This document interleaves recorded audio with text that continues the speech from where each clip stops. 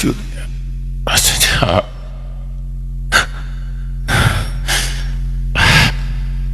sepertinya jauh sekali dari yang Ustaz sampaikan tadi. Saya kurang belum mengerti. Jangan kenapa bahasa Arab juga tidak fasih. Ilmu kita gimana Ustaz? Agak kepikir punya posisi seperti sekarang ini. Tapi kalau kriteria ulama seperti tadi,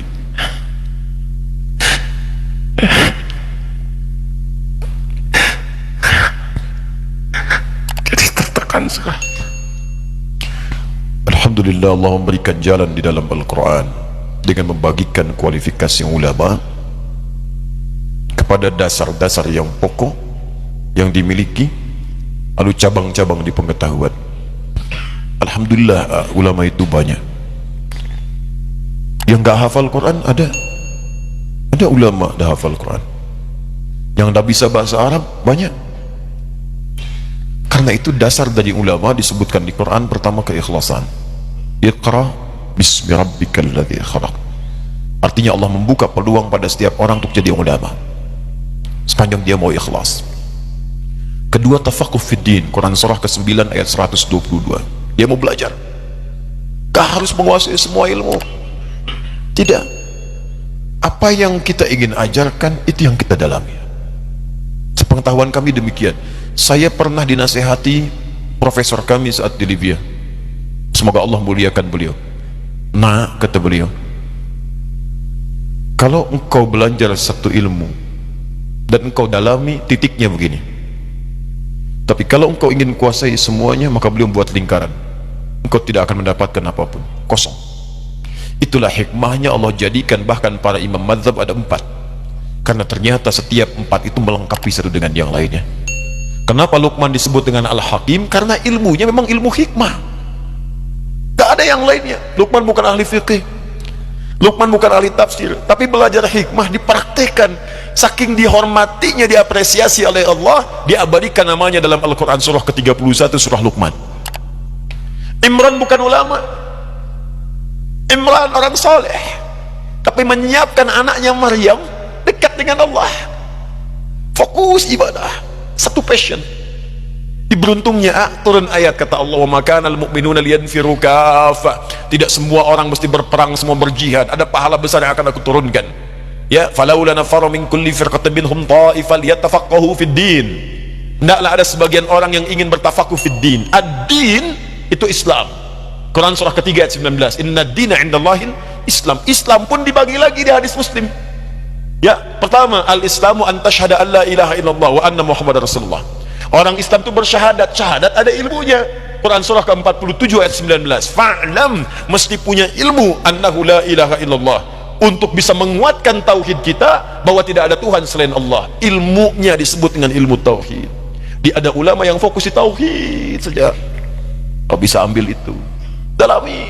Ada yang mengajarkan tauhid aja, tauhid sampai kuliah. Ada yang dulu tuh nggak ada kampus, nggak ada apa-apa, ada yang fokus ke situ aja ngajarnya tauhid. Yang dibahas gak banyak-banyak.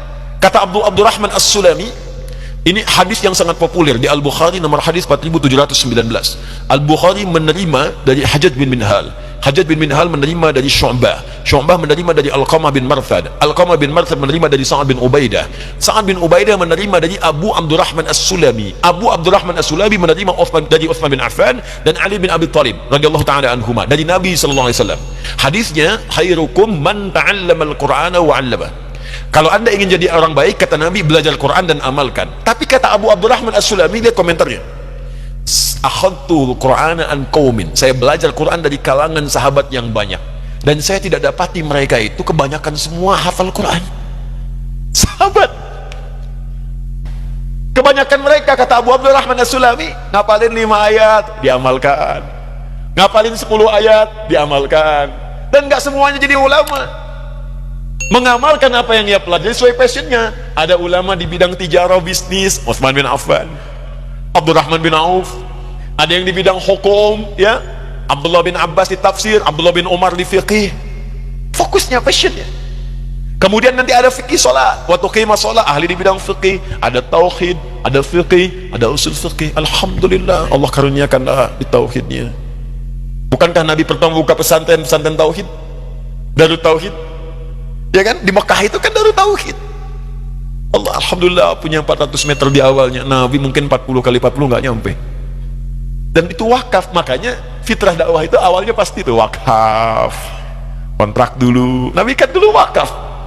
Dipakai dulu tuh punyanya Arqam bin Abi Arqam, Baitul Arqam, Darul Arqam. Anak muda 17 tahun mewakafkan rumahnya untuk taklim Nabi. Peserta cuma 40 orang. Dikenal as-sadiqun al-awwalun. Yang diajarkan tauhid aja. Kalau Nabi tauhid. Tapi alumni Darul Arqam menyebar ke muka bumi, semua sukses dan berhasil membawa risalah Islam. 40 orang. Hebatnya di situ, kalau ikhlas dekatkan oleh Allah. Datang Abu Bakar, bagian donaturnya. Datang Utsman lagi, dikenalkan orang-orang hebat. Maka di situ jadi donasi kuat.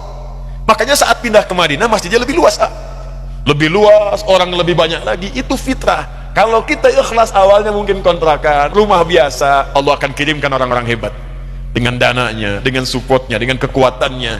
Ahli militernya masuk Islam, Khalid bin Walid, ahli militernya.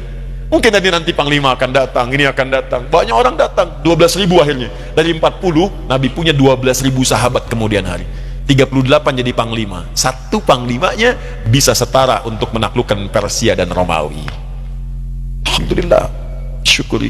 Mau fokus di tauhid, fokus di hikmah, silahkan. Mungkin kami yang di fiqih, ada yang di Quran, ya fokus dan saling melengkapi.